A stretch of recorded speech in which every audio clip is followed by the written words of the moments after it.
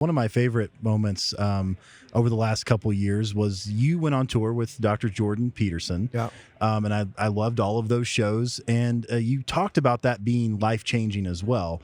So talk a little bit about that experience. And then my favorite moment, I think, had to be when Jordan Peterson was talking about Bezos below the pants selfie. Yeah, that's what he used instead of dick pic. Yeah. The below the pants selfie. That's a dick pic, Jordan. Yeah. Well, Jordan, I mean, truly touring with Jordan was absolutely life changing. I mean, it was about a year and a half. We did about 120 shows in about 20 different countries. You know, we were basically on the road for a year and a half. You know, every other day there was a show, or sometimes we'd have 6 shows in 6 nights. Sometimes there was a day off here or there, or we'd travel to Australia or bounce through America on the road in a bus, you know, however we could do it. But what I learned from that was this guy, look, he's a clinical psychologist, mild-mannered clinical psychologist who was not looking for fame, but he started saying something true. And when he started saying something true and then applying that to politics and current events and everything else, an awful lot of people suddenly were like, wait a minute, this guy's really doing something powerful. And then every night I would see kids, they're not kids, but young adults basically that were doing the things that he wrote in the book. They were sitting up straight with their shoulders back, standing up straight with their shoulders back.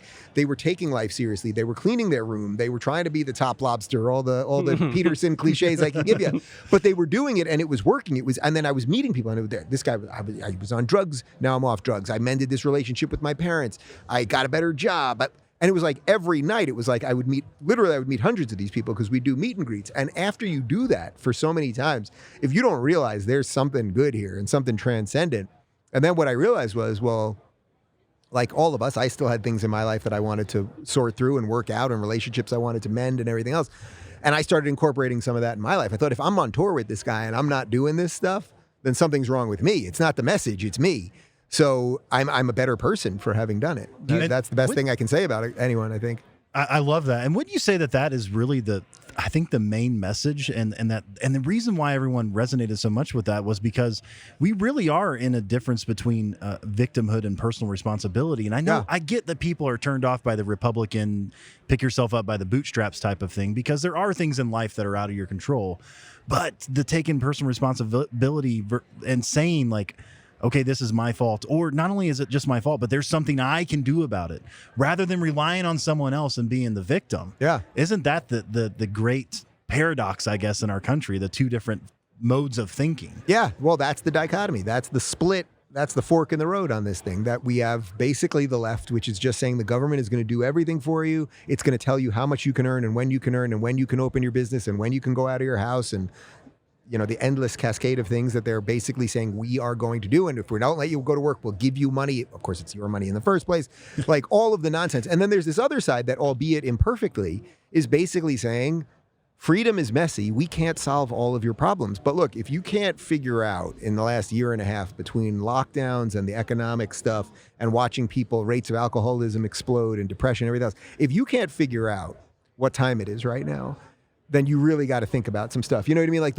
in many ways, the Democrats are doing, I don't mean this to be purely partisan, but the Democrats are doing something really spectacular for us right now. They are showing us what they are. There's almost nothing left. It is a party run by a man with dementia that everyone knows he has dementia, coupled with Marxists that are now telling, the Democratic Socialists, they used to say they were Democratic Socialists, and for years I kept saying they're going to drop Democratic. Nobody says that anymore. They're in essence, AOC is basically saying she's a socialist. Bernie is not a capitalist, obviously. So they're saying what they are, they're showing what they are, and I don't think most people want to be that. I think young people can sort of be tricked into it, but I don't think most people want Are we ever going to connect what has happened in other socialist communist countries with those ideas, with those policies? No, these idiots. Well, we will, but and I think we can help people see it. But, even just in the last couple of weeks in Cuba, it's like the messaging out of BLM and AOC was lift the embargo, that'll solve the problem. And it's like, no, lift the embargo, you're helping the government. You are helping the government keep the stranglehold on the people. I mean, this isn't rocket science. This is actual psychology 101. You know what I mean? Like these people that are out there in the streets in Cuba, they want to be free. They're actually yelling freedom. They're yelling the word freedom. They're carrying the American flag. They're the American flag. They're yelling the word liberty, right? So it's like, I want to free those people. I don't want to allow now, because the people are rising up. AOC's answer, literally, Bernie's answer, the answer of the progressives is, be nicer to the government. I mean, it's absolutely insane. It's you would think, because it seems like destroying democracy, it's been the number one thing, of course, since the insurrection that occurred on Yes, they forgot all the weapons. Remember, dang it, they remember the 6th forever. But you would think all this talk about how Republicans are destroying democracy, people aren't having the right to vote, and then this thing happens in Cuba, and it seems like maybe it's not principles that they're talking about. No, they're talking about power. politics. It's power. It's not even politics. It's power. They want power. I don't want power. I suspect you guys don't really want power. What you want is the ability for people to make decisions for themselves. And guess what? That's a little bit messy. And that's what they hate. They hate disorder. I mean, that's the irony. They call everyone else Nazis, but in many ways, I'm not going to play their same game and call them Nazis, but in many ways, the Nazis wanted order. They wanted an extremely ordered society with a limited amount of things that could be said or read or talked about, etc. And that, in many ways, is what these guys want. I mean, imagine if they really took over. What would be happening right now? You'd basically have no private companies. You would have state-run education that would be nothing more than brainwashing centers, which actually is pretty much what we have right now. You'd have completely backwards foreign policies where we'd be helping all of the bad guys and harming all of the good guys. They want power. And we'd have one brand of toothpaste. Yeah. That's what Bernie said. Why do we need And 12 deodorant. brands of toothpaste? Whatever toothpaste Bernie's using is not the one I want to be using. I can assure you of that.